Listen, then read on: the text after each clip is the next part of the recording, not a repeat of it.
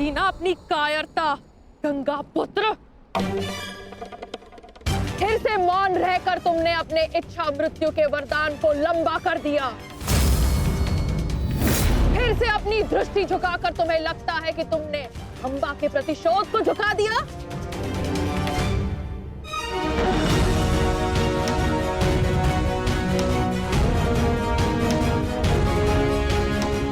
आज सिद्ध कर दिया तुमने कि जब अपने प्राणों का प्रश्न आएगा तो गंगा का बेटा भी अधर्म का मार्ग चुन सकता है। ये आशा तो मां गंगा को भी आपसे ना होगी। ना मैंने नियम बनाए हैं, ना मैं कायर हूं और ना ही अधर्म के मार्ग पर। मैंने तुम्हें वचन दिया था अम्बा देवी कि जिस समय मेरे जीवन का कोई उद्देश्य शेष नहीं रहेगा, मैं तुम्हें वो शक्ति प्रदान करूंगा कि तुम मेरे इस जीवन का अंत कर सको। अब वो समय आ गया है। तुम्हें कदाचित विश्वास न हो, परंतु मुझे आशा है कि कुरुक्षेत्र में तुम मुझे मेरे भार से मुक्ति दिला दो। वरदान से मुक्ति जो मेरे लिए श्राप बन गया है, उस मौन से मुक्ति जो पाप बन गया है भीष्म। मेरे अंदर कोई आशाएं शेष नहीं। यदि शेष है तो केवल इस युद्ध का शाप। आपको इतना व्यथित देखकर बड़ी शांति मिली गंगा पुत्र। दाचित, आपको अब अनुभव हो गया है कि कैसा प्रतीत होता है जब मनुष्य के जीवन में कोई आशा, कोई उत्साह न रहे। स्मरण है भीष्म, यही मेरे जीवन के साथ किया आपने। एक वचन के लिए मेरा पूरा जीवन भस्म कर दिया। परंतु एक बात स्मरण रखना, इतनी सरलता से मैं अपने शत्रु को मुक्त नहीं होने दूंगी। मेरी प्रतीक्षा करोगे तुम गंगा पुत्र कि मैं कब तुम्हें मुक्त करूं। हर पल एक जन्म के समान होगा और प्रतीक्षा का आरंभ होता है अब।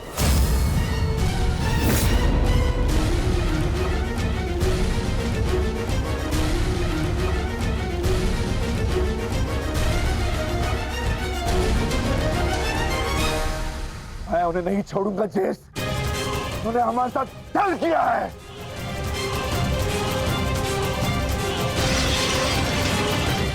दाता भीम, शांत हो जाइए। ठहरो भीम, ये मेरा आदेश है।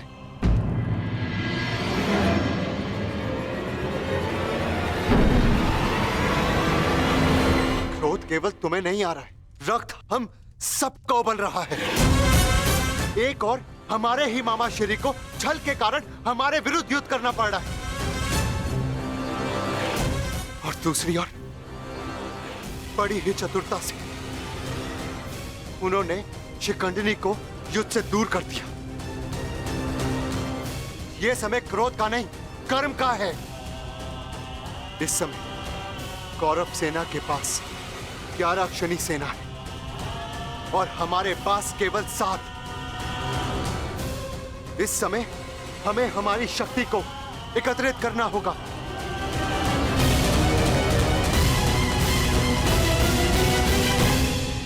वासुदेव, क्या हम कभी भी कौरवों से न्याय की आशा नहीं रख सकते? गांधार राज और दुर्योधन से तो हम न्याय की आशा नहीं रख सकते, परंतु अंगराज कर्ण से, दानवीर कर्ण से आशा अवश्य की जा सकती है।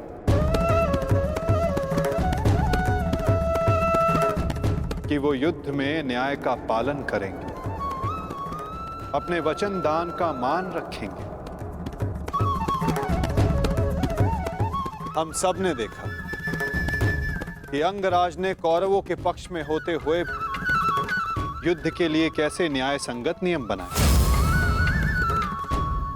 परंतु वासुदेव, वो दुर्योधन के विरुद्ध कभी नहीं जाएगा और उस दुर्योधन से मुझे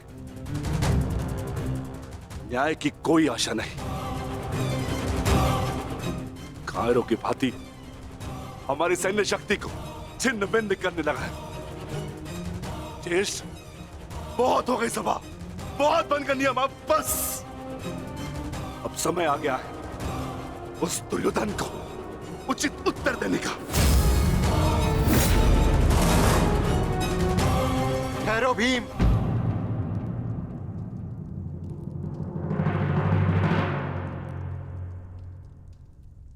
युद्ध का समय अभी नहीं हुआ अनुज। ज्येष्ठ, मैं तो केवल आपकी आज्ञा का पालन करने जा रहा हूं। आपने तो कहा था ना कि यह समय अपनी शक्ति एकत्रित करने का है, तो बस मैं वही करने जा रहा हूं। मैं अपने पूरे परिवार को इस महायुद्ध में सम्मिलित करने जा रहा हूं। मैं अपने पुत्र महाकाय घटोत्कच और उसके साथी राक्षसों, वीरों को अपनी सेना में सम्मिलित करने जा रहा हूं।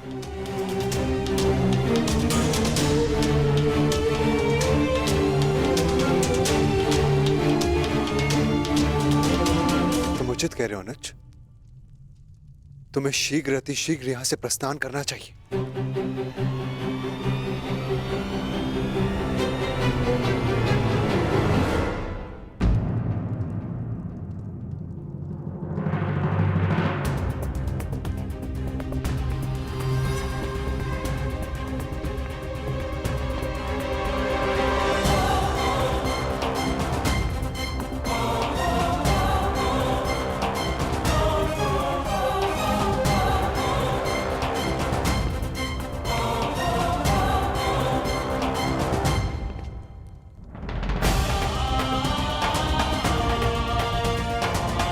मुझे आज्ञा दीजिए ज्येष्ठ,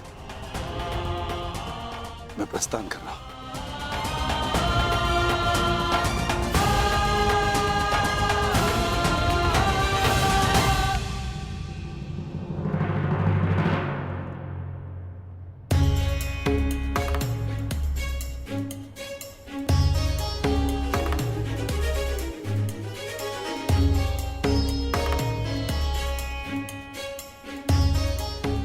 प्रणिपात वासुदेव।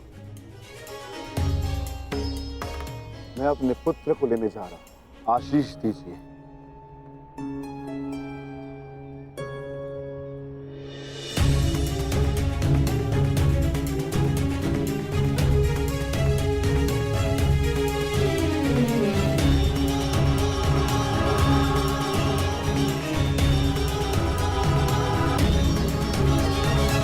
क्या हुआ माता?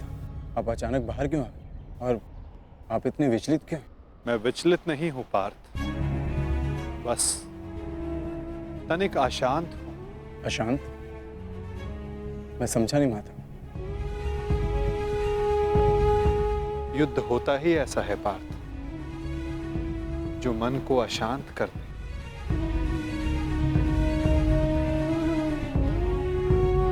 समय एक बहती धारा के समान होता है पार्थ। धारा का स्वर हमारे मन को आनंदित करता है, परंतु ये आवश्यक नहीं कि उस धारा का स्वर सदैव हमारे मन को आनंदित ही करे, उसे विचलित ना करे। फिर ये विचलन क्यों माता?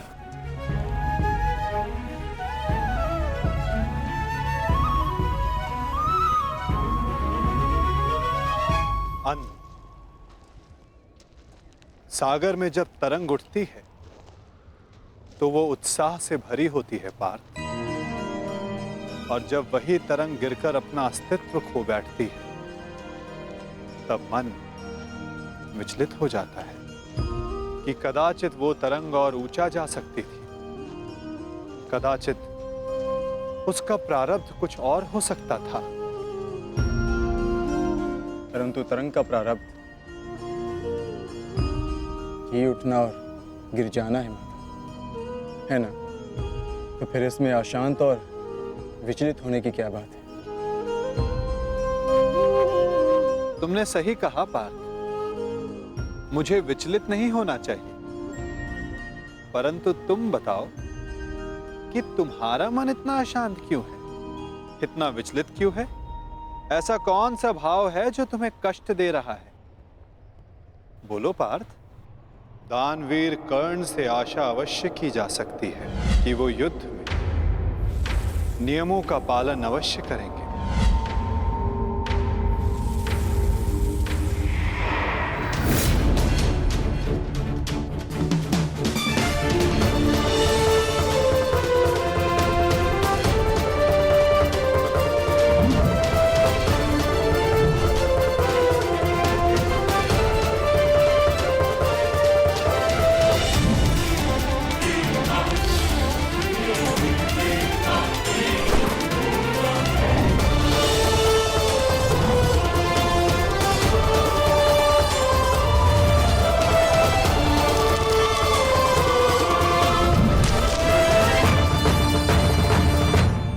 वाह, कितना अद्भुत धनुधर है ये।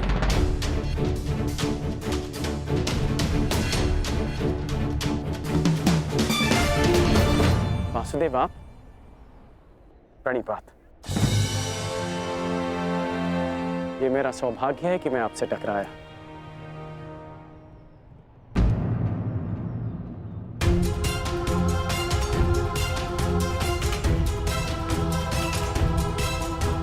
सौभाग्य और दुर्भाग्य के लिए धन्यवाद और तानों का पात्र समय होता है अंगराज, मनुष्य नहीं। उचित परिस्थिति में, उचित समय पर, उचित मनुष्य से मिल जाना सौभाग्य होता है, और अनुचित परिस्थिति में उचित मनुष्य से मिलना दुर्भाग्य होता है कर्ण। आपका टकराना तो उचित ही होता है वासुदेव, इसलिए यह सौभाग्य होता है। आज्ञा दीजिए। प्रणिपात।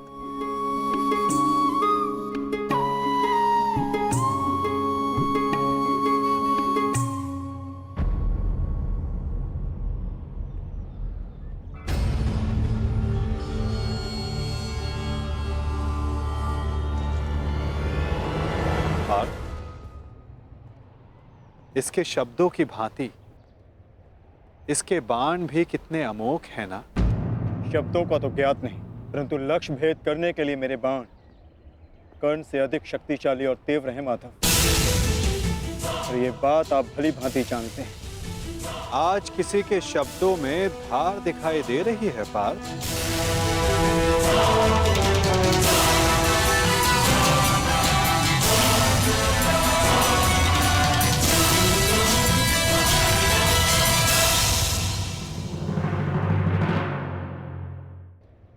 इसके शब्दों की भांति इसके बाण भी कितने अमोघ हैं ना। शब्दों का तो ज्ञात नहीं, परंतु लक्ष्य भेद करने के लिए मेरे बाण कर्ण से अधिक शक्तिशाली और तीव्र हैं माधव, और ये बात आप भली भांति जानते हैं। आज किसी के शब्दों में धार दिखाई दे रही है पार्थ।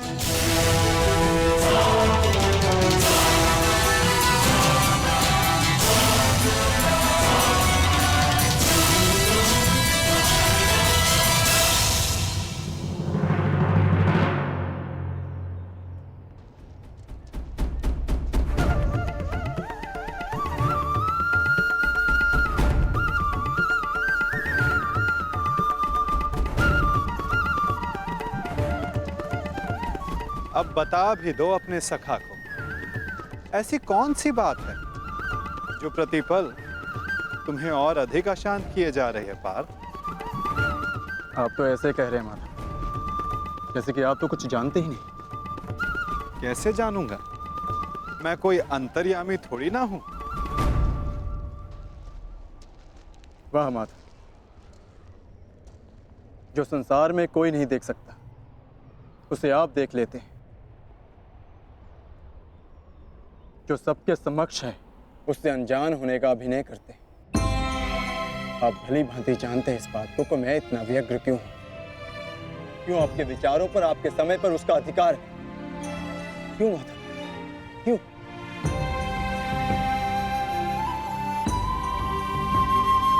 प्रशंसा उसकी की जाती है पार्थ जो प्रशंसा के योग्य होता है। महत्व उसे दिया जाता है जो महान होता है। और समय उसे दिया जाता है जो स्वयं समय को परिवर्तित करने की शक्ति रखता हो। और मैं क्या, कर्ण की कुशलता और लगन को देखकर उस पर कोई भी मोहित हो सकता है।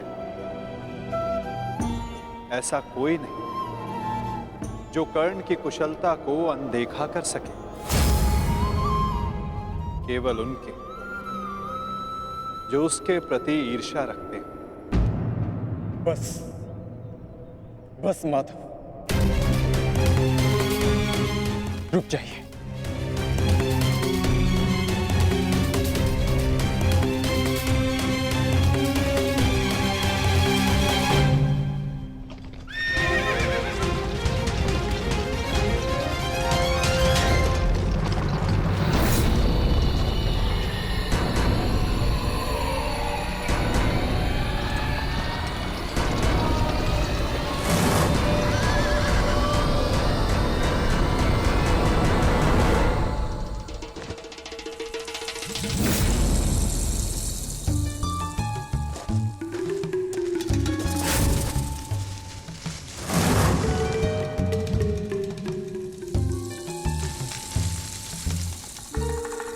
कौन है वहां?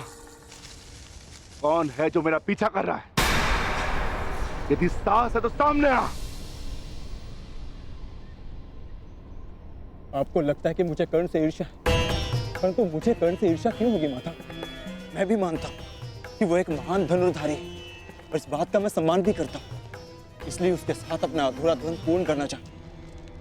परंतु माता, आप कैसे भूल सकते हैं, वो अर्जुन ही था जिसने विराट युद्ध में कर्ण को पराजित किया था। वो अर्जुन ही था जिसने कर्ण के रहते हुए पांचाली के स्वयंवर को विजित किया था। मैं स्वीकार करता हूं कि कर्ण एक महान योद्धा है, धनुर्धारी, परंतु मुझे आज तक उसने कोई अद्भुत बात नहीं दिखी। परंतु आज एक विचित्र बात का भान अवश्य हुआ है कि आपके हृदय में अर्जुन से अधिक कर्ण बसता है।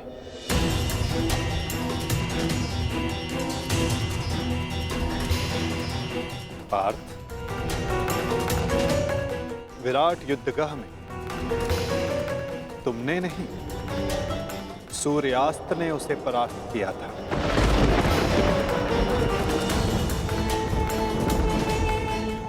पांचाली के स्वयंवर एक सूत के प्रति क्षत्रियों के दीर्घाह ने जीता।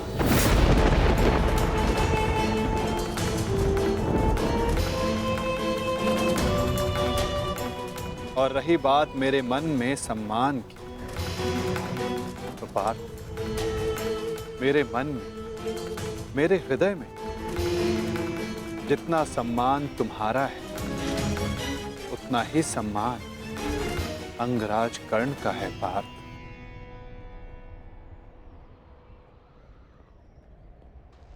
जलधारा की शक्ति का अनुमान उसकी सतह को देखकर नहीं लगाया जा सकता। पार्थ, जलधारा की शक्ति उसके भीतर छिपे उथल तरंगों में होता है। पार्थ, जिसका अनुमान समय आने पर सबको हो जाता है। सत्य सदैव वो नहीं होता पार्थ जो सबको दिखाई देता है। सत्य वो भी होता है जो हमारी दृष्टि देख नहीं सकती।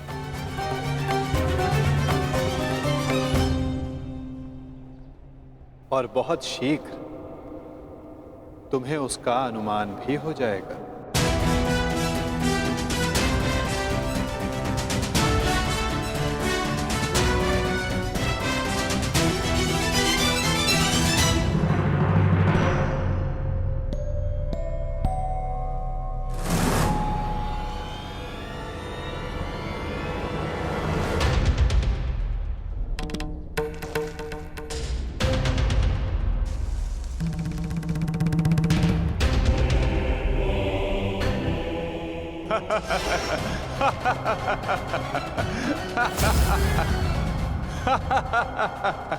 कौन हो तुम? तुम्हें अनुमान भी है किस पर हंस रहे हो? जानते हो मैं कौन हूं? तो मेरा नाम क्या है? बता दीजिए ना भद्र। आपका रूप देखकर तो भय लगता नहीं, कदाचित आपका नाम इतना भयंकर हो जिसे सुनकर मेरी हंसी चली जाए। तुम जानते हो मैं कौन हूं? यदि मैंने अपना परिचय दे दिया तो तुम श्वास भी नहीं ले पाओगे। और यदि मैंने आपके कर्मों का दंड दे दिया तो आप अपना नाम भी भूल जाएंगे भद्र।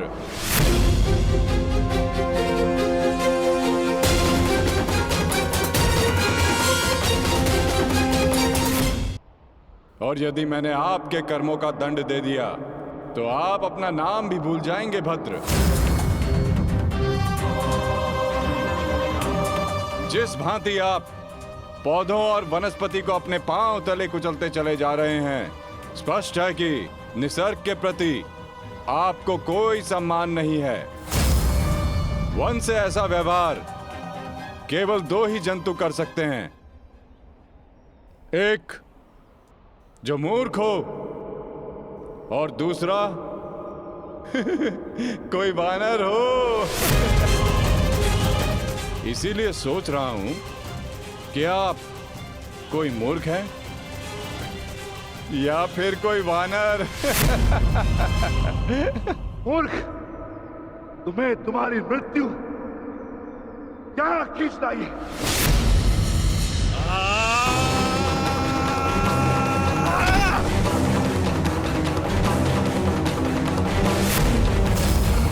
बड़ा चतुर बनता है, तुझे अभी मैं सिखाता हूं कि बड़ों के साथ कैसे व्यवहार करना चाहिए। कुछ भी सीखने के लिए मैं सदा प्रस्तुत हूं भद्र, आगे बढ़िए।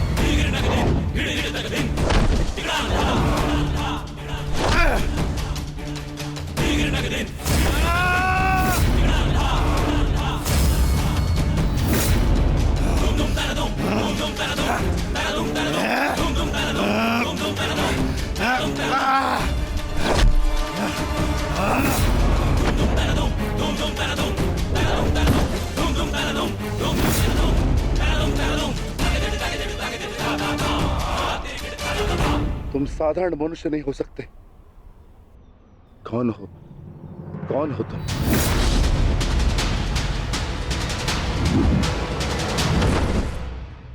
कहा था ना अपना परिचय देना भूल जाओगे। अब सुनो मेरा परिचय। मैं हूं बर्बरीक, घटोत्कच पुत्र बर्बरीक।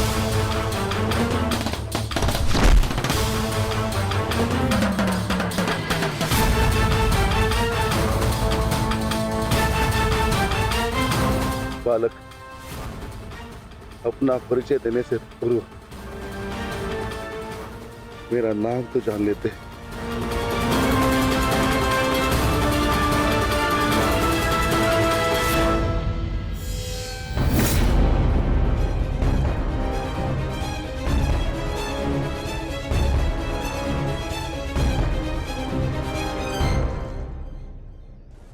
क्षमा चाहता हूँ माता, परंतु एक बात जानना चाहता हूँ। ऐसा क्या है उस कर्ण में जो वो कर सकता है और वही सब उससे अधिक कुशलता से मैं कर सकता हूँ। अवश्य पार्थ, अवश्य तुम कर सकते हो, परंतु कर सकने में और कर लेने में बड़ा अंतर होता है पार्थ। अर्थात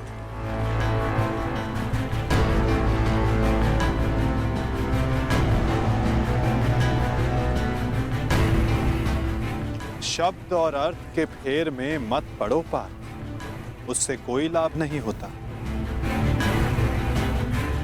नहीं माधव, लाभ है। बहुत गुणगान सुन लिया कर्ण का। आज तक मैंने आपकी हर बात आंख मूंद कर मानी है, परंतु आज मुझे साक्ष्य चाहिए, प्रमाण चाहिए कि कर्ण श्रेष्ठ क्यों है। तुम्हें पूर्ण विश्वास है पार्थ कि तुम प्रमाण पाना चाहते हो? हाँ माधव।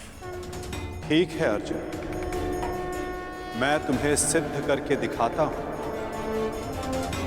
कदाचित उसके पश्चात तुम्हें विश्वास हो जाए। यदि फिर भी विश्वास ना हुआ तो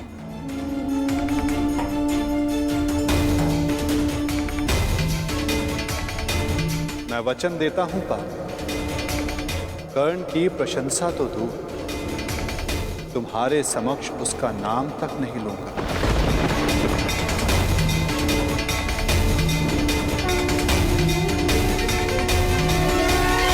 साक्ष्य चाहिए कि कर्ण श्रेष्ठ क्यों है। मैं तुम्हें सिद्ध करके दिखाता हूं, कदाचित उसके पश्चात तुम्हें विश्वास हो जाए। यदि फिर भी विश्वास ना हुआ तो मैं वचन देता हूं पार्थ, कर्ण की प्रशंसा तो दूर, तुम्हारे समक्ष उसका नाम तक नहीं लूंगा। मैं परीक्षा के लिए तैयार हूं।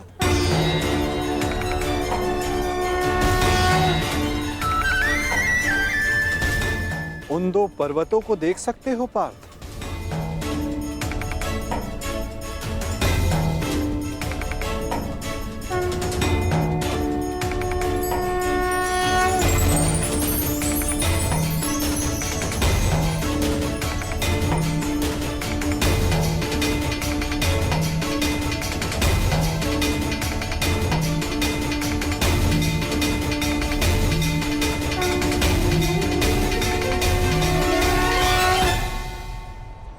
स्वर्ण पर्वत? हाँ पार्थ, अब ये दोनों पर्वत स्वर्ण में परिवर्तित हो चुके हैं।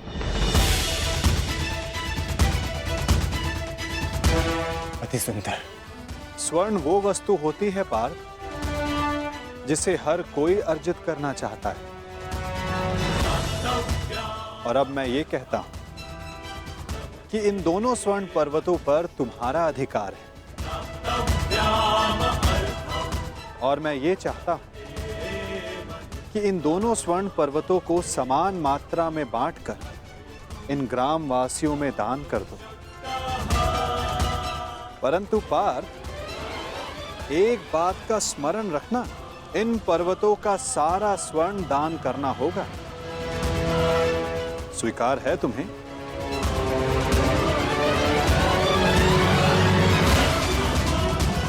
मुझे स्वीकार। आज्ञा दीजिए मां।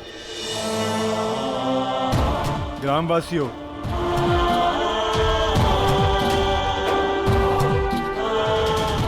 मैं पांडु पुत्र अर्जुन ये घोषणा करता हूं,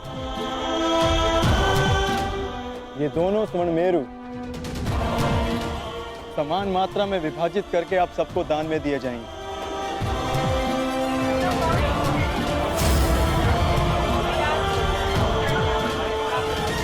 इसलिए आप एक पंक्ति में खड़े हो जाएं और अपना अपना भाग लेकर आगे जाएं। और विश्वास रखिए, सबको समान मात्रा में स्वर्ण मिलेगा। पांडु पुत्र अर्जुन के, पांडु पुत्र अर्जुन के, पांडु पुत्र अर्जुन के, पांडु पुत्र अर्जुन के।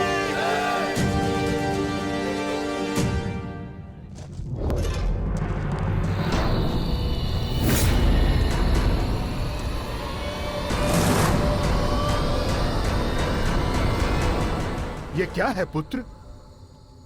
अब कौन सी समस्या उठा लाए अपने कंधे पर? हाँ बार्बरिक, कौन है ये? और इनकी ये दशा किसने की? चिंता ना करो माता, ये केवल मूर्छित ही हुए हैं। परंतु कैसे? बस ये मुझे चुनौती देने की भूल कर बैठे। मुख से तो ये मूर्ख नहीं लगते, पर कार्य मूर्खों वाला कर बैठे।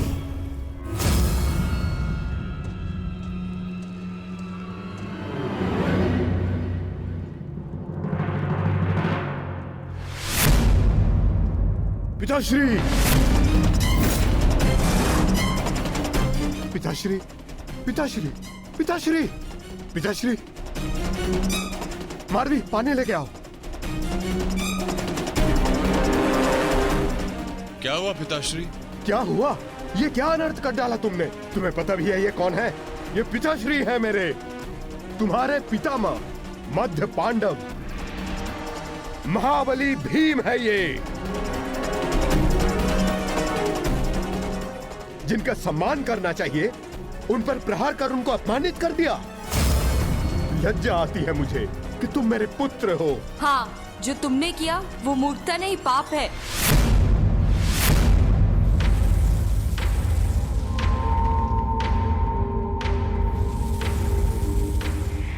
रुको,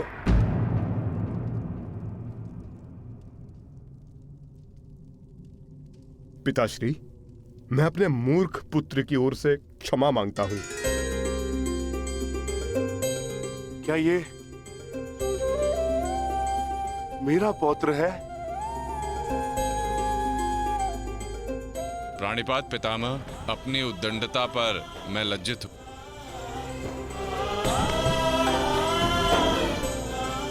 और मैं गर्वित हूं कि तुम मेरे पौत्र हो।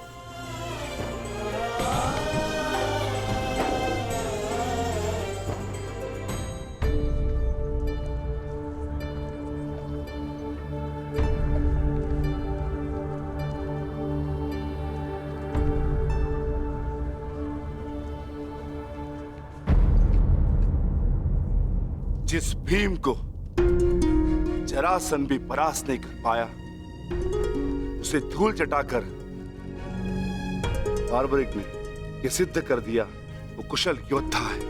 मैं बहुत प्रसन्न हूं ये जानकर कि तुम्हारी धमनियों में मेरा रक्त बह रहा है। जीते रहो पुत्र।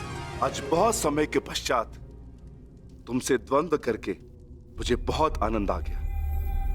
परंतु पिताश्री, आपके यहां आने का प्रयोजन क्या था? प्रयोजन है पुत्र, और वो प्रयोजन तुम्हें और बार्बरिक को सिद्ध करना होगा। आदेश दीजिए पिताश्री।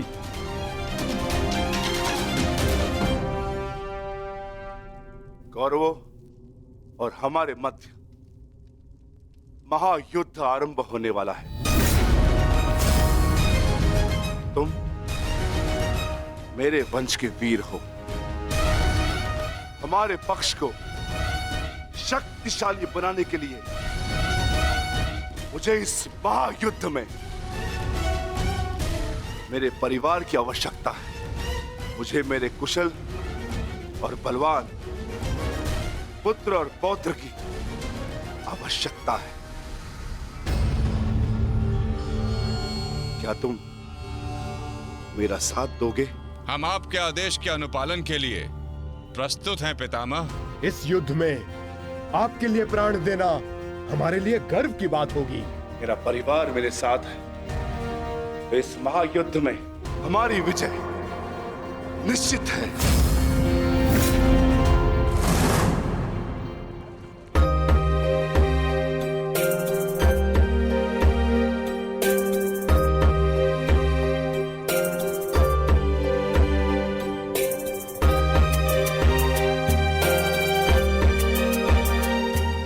ये लोग तो पहले भी अपने भाग का स्वर्ण ले चुके हैं।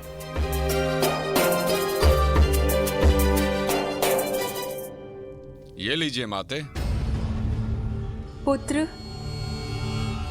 ये युद्ध संसार के इतिहास का सबसे भीषण युद्ध है। क्या तुम्हें भय नहीं लग रहा? माते, क्या आपको अपने पुत्र पर विश्वास नहीं है? मैं एक योद्धा हूँ और मेरा जन्म एक दैत्य परिवार में हुआ है। युद्ध से भयभीत होना न एक योद्धा का धर्म है और न ही दैत्य का गुण। आपके पुत्र का कौशल युद्ध में निसंदेह महत्वपूर्ण साबित होगा।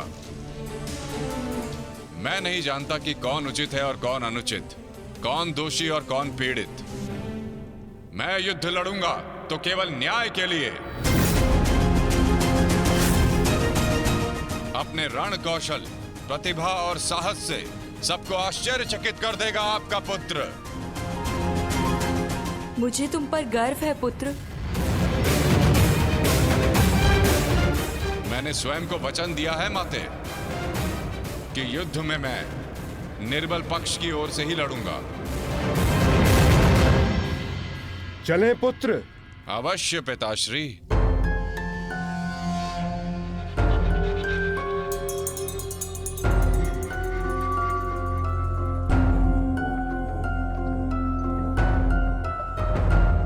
रुक जाइए, थोड़ा विश्राम करते हैं। कुछ समय पश्चात पुनः प्रारंभ करें।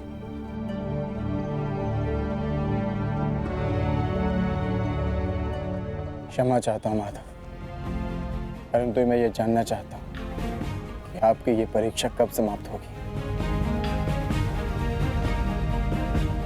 अभी तक तो मैं आधा पर्वत भी नहीं बांध पाया और थकान सा अनुभव कर रहा हूं।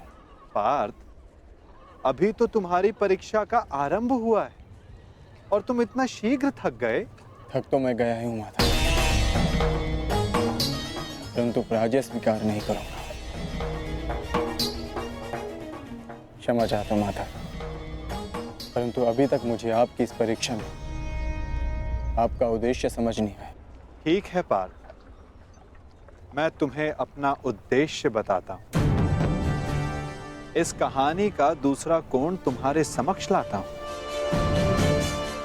अब तुम्हें स्वर्ण नहीं बांटना है, बस यहां खड़े रहकर जो कुछ भी घटित होगा उसका साक्षी बनना है।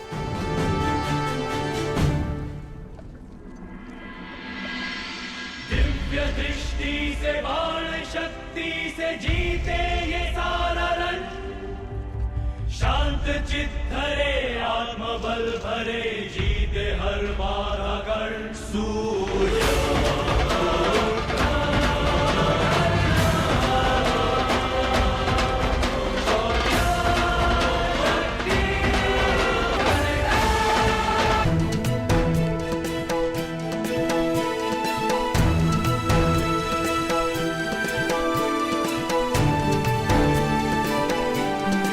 प्रणिपात वासुदेव।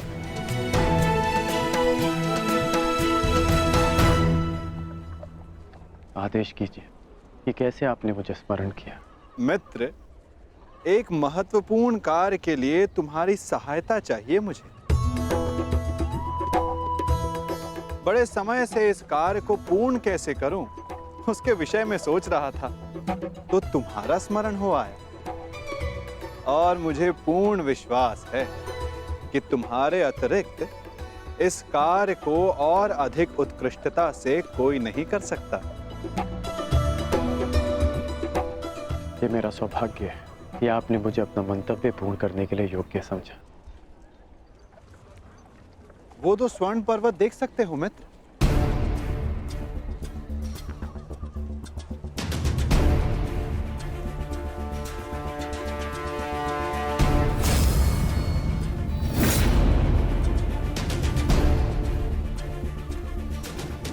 अब इन स्वर्ण पर्वतों पर तुम्हारा अधिकार है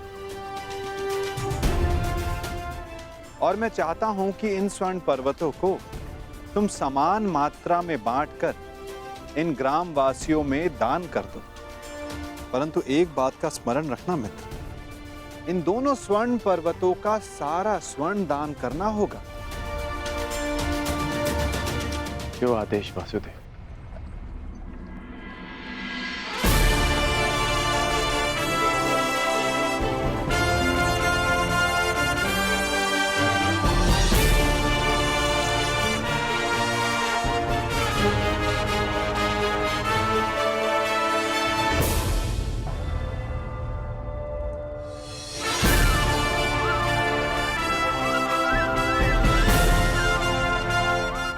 मैं सभी ग्रामवासियों से निवेदन करता हूं कि ये दोनों स्वर्ण पर्वत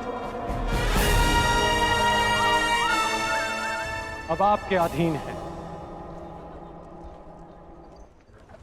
आप सब जाकर इस सारे स्वर्ण को आपस में समान भाग में बांट लें।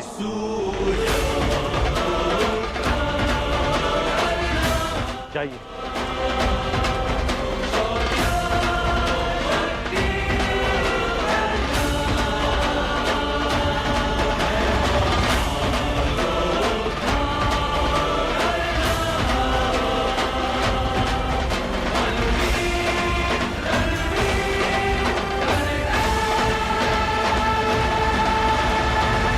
प्रणिपात।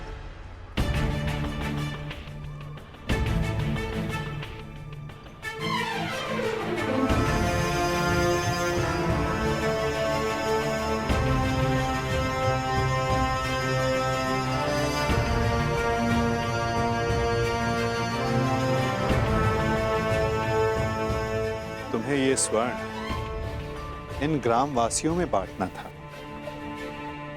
परंतु तुम भी इन ग्रामवासियों की भांति ही स्वर्ण के प्रति आकर्षित हुए। कदाचित तुम स्वर्ण को ऐश्वर्य और सम्मान प्राप्त करने की वस्तु समझते हो। तुमने अपने अनुमान से इस स्वर्ण को इन लोगों में दान किया, परंतु तुम्हें इसका ज्ञात नहीं था कि किसको कितनी आवश्यकता है।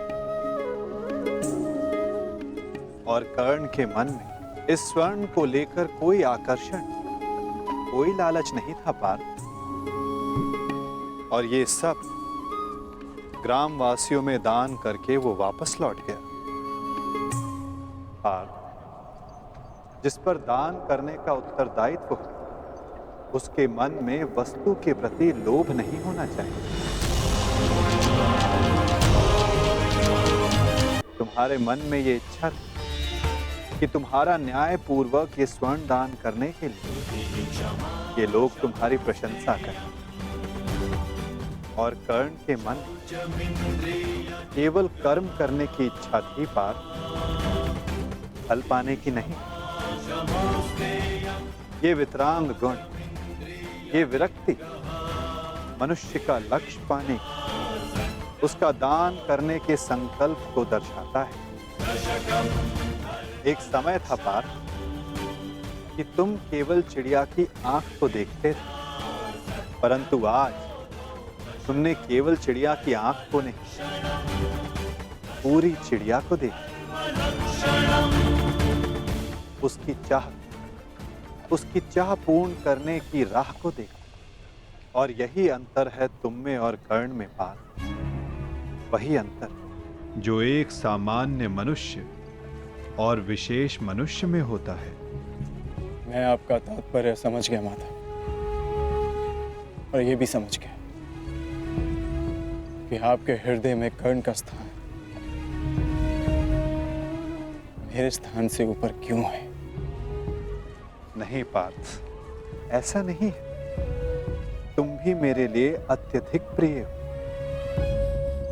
परंतु जैसा कि मैंने पहले भी कहा, जितना प्रेम, जितना सम्मान मेरे हृदय में कर्ण के लिए, उतना ही प्रेम, उतना ही सम्मान तुम्हारे लिए भी मेरे हृदय में है पार्थ। परंतु कर्ण के प्रति मैं तुम्हारा दृष्टिकोण बदलना चाहता हूं। जिस प्रकार, जिस दृष्टि से मैं कर्ण को देखता हूं, उसी दृष्टि से तुम्हें भी दिखलाना चाहता हूं पार्थ। मैं तुम्हें केवल ये बताना चाहता था पार्थ कि क्यों कर्ण को दानवीर कर्ण के नाम से जाना जाता है। मैं समझ गया माता, आप धन्य हैं।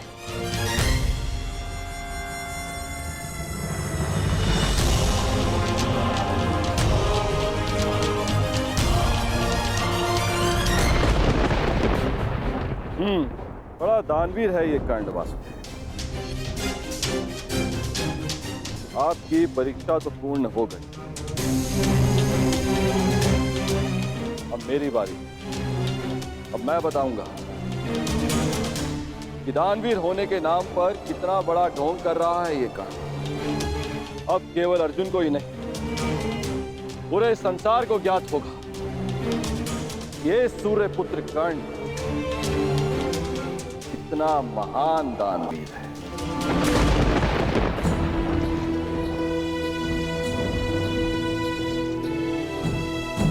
मित्र,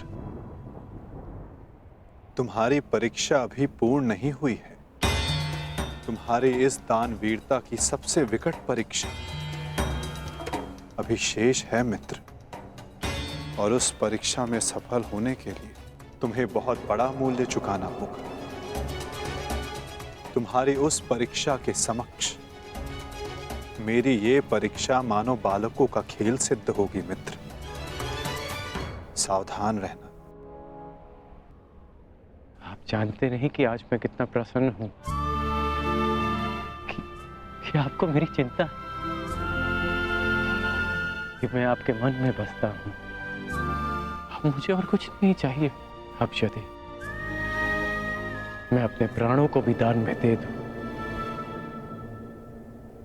तब भी सदा मैं धनी रहूंगा।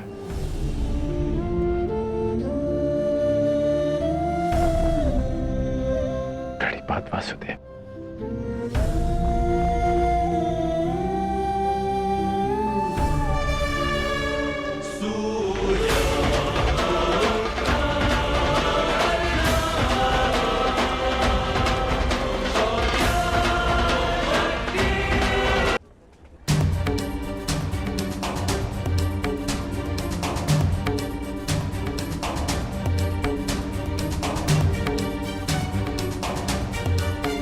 क्या हुआ माधव? कुछ हुआ नहीं पार्थ, परंतु शीघ्र ही होने वाला है। पार्थ, प्रतीत होता है कि तुम्हारे भ्राता विकोदर वापस लौट आए हैं। जाओ, जाकर अपने अग्रज का स्वागत करो। जाओ पार्थ। आप नहीं आएंगे माधव? तुम जाओ पार्थ, मैं कुछ समय पश्चात आता हूं।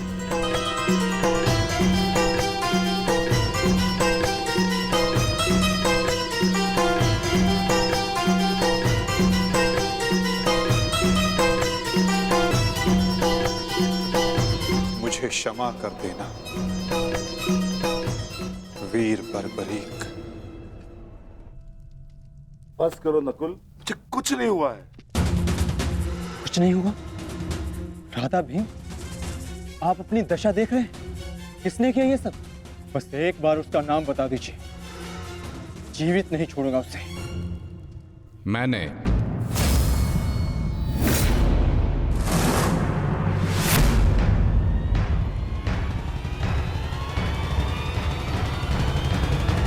कौन हो तुम दुस्साहसी? आपका पौत्र पितामह।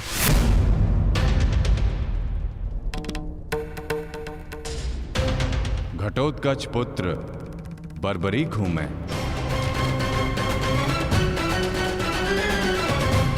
इसकी मार से जो चिन्ह मेरे शरीर पर पड़े हैं, इसका अर्थ तुम समझते हो अर्जुन? इसका अर्थ है कौरवों पर हमारी विजय तो निश्चित है अनुज।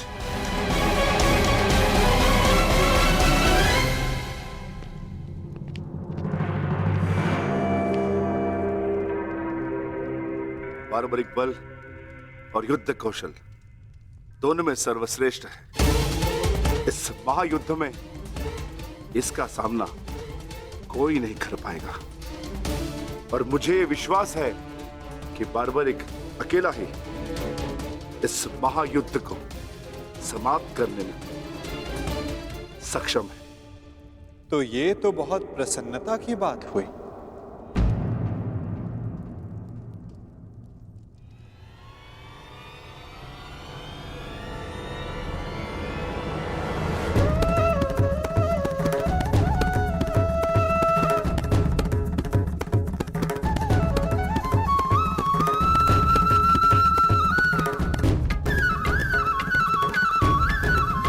वसुदेव,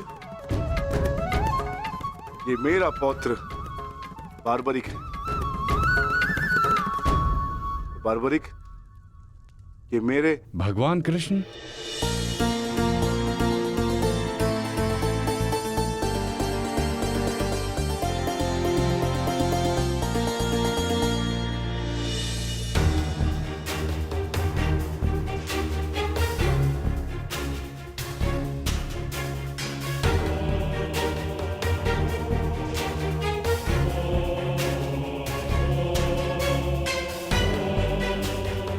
बचपन से आपकी कथाएं सुनकर ही बड़ा हुआ हूं प्रभु।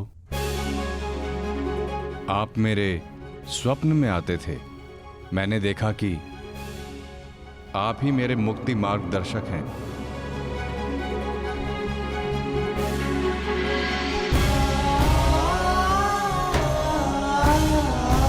आप ही मुझे मेरे परम लक्ष्य तक पहुंचाएंगे ना प्रभु?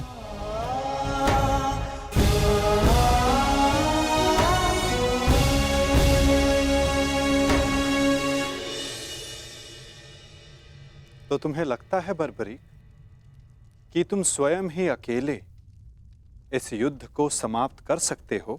आप आदेश दें तो। और ऐसा करने के लिए तुम्हें कितना समय चाहिए बर्बरिक?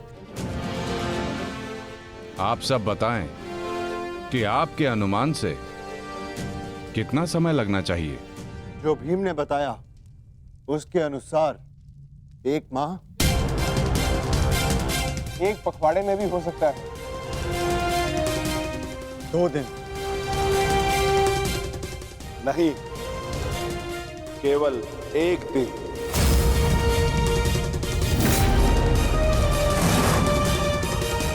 बताओ बार्बरिक, सही उत्तर क्या है?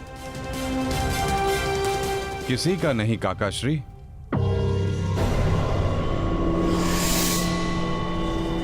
तो बताओ बर्बरिक, कितना समय लगेगा तुम्हें? केवल उतना जितना 3 बाणों का संधान करने में लगता है।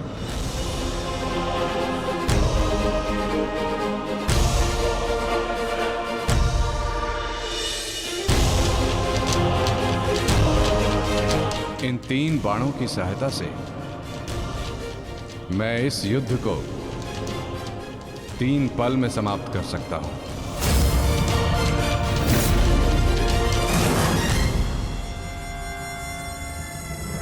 चाहे जितने भी शत्रु मेरे समक्ष हों, इन 3 बाणों से मैं सभी का नाश कर सकता हूं।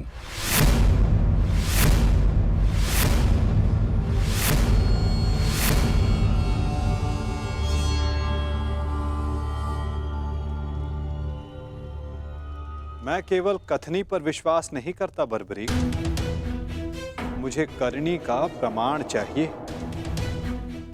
दे सकते हो? तुम राधे नहीं कुंती पुत्र हो, स्वयं सूर्य नारायण के अंश हो तुमका। जब तुम्हारा जन्म हुआ मैं अविवाहित थी पुत्र, क्या करती मैं, मुझे तुम्हें त्यागना पड़ा। क्रोध, अशांति, पीड़ा ध्यान केंद्र में सबसे बड़ी बाधा है। अपने क्रोध को, अपनी अशांति को, अपनी पीड़ा को शस्त्र बनाकर इसका उपयोग करो। कौन? उपयोग करो।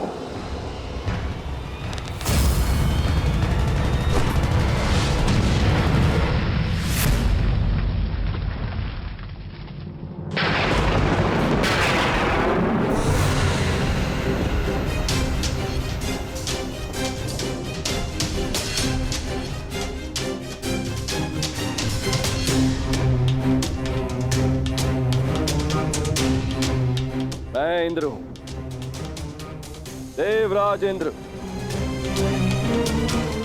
सूर्य को भी अपने नियंत्रण में कर सकता। तो तुम क्या हो? जितना भी अभ्यास करना है कर लो। का धनुष से बाण चला लो। हाल के बिना योद्धा को मरना ही होता है।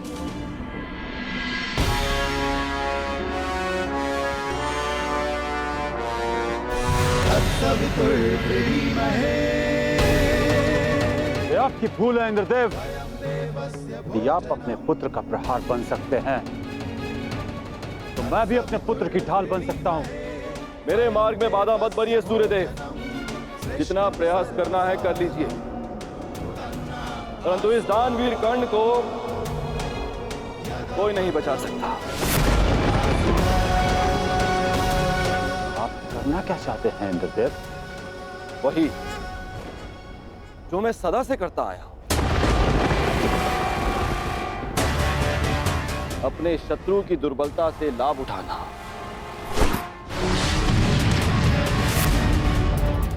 मैंने सुना है कि सूर्य उदय के समय यदि कर्ण से कोई दान मांगे तो वो अस्वीकार नहीं करता,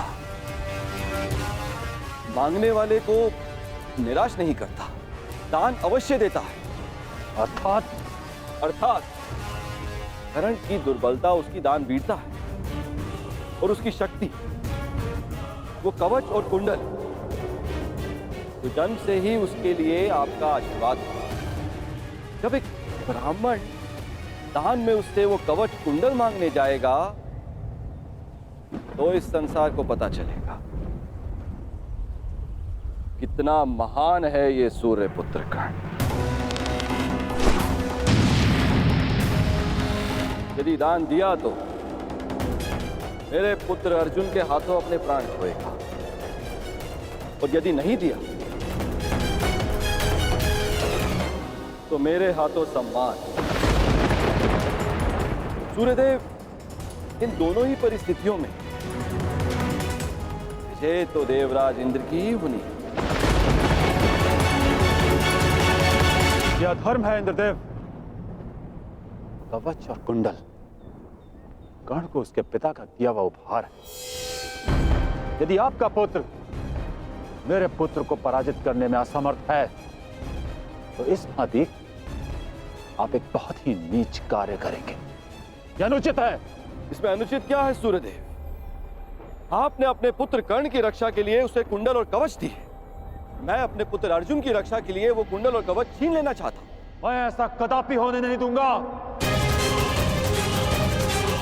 वो तो आपकी क्षमता पर निर्भर करता है सूर्यदेव। आप जो करना चाहते हैं आप करने के लिए स्वतंत्र हैं, परंतु कल या तो आपका मान रहेगा या आपके पुत्र को आपका दिया हुआ उपहार। मेरा पुत्र है वो सूर्य पुत्र कर्ण। शीघ्र ही आपको अपनी भूल की अनुभूति हो जाएगी। कल प्रातः संसार पर सूर्य का प्रकाश पड़े या ना पड़े, परंतु ज्ञान का प्रकाश आपकी बुद्धि पर अवश्य पड़ेगा।